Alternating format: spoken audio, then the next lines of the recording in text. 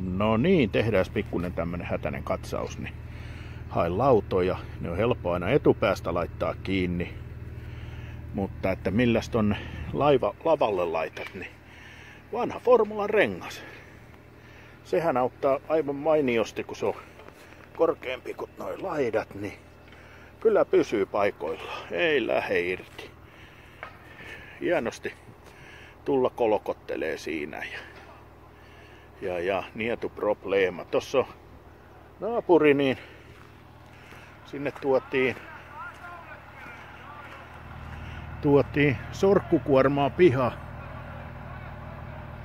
Se vähän otti ja petti maa pyörien alta. Siellä on kaania vähän kenossa ja taka-akseli on oikein niinku syvällä. Siinä oli kaivettu, tehty jätevesihommia ja nyt kuinka ollakaan, niin kun se toi siihen sitten maata, niin lossas. No, tämmösiä sattuu ja tapahtuu tekeville, että ei se, jos se tallin pihassa makaisi toikin vehje, niin eipä tätä ongelmaa olisi tullut. Mutta ei se, näitä aina sattuu ja käy ihmisille mutta tosiaan niin tossa on pientä ideanpoikasta, että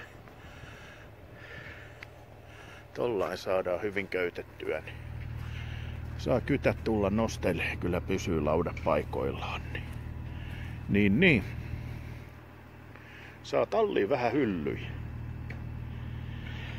Jee, mutta eipä tässä mitään sen ihmeempää ole tällä kertaa, että näihin kaanian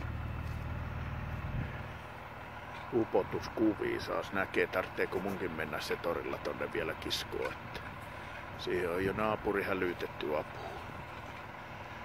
Jee, mutta ei tässä sen kummempia. Näihin kuviin ja tunnelmiin. Moikka!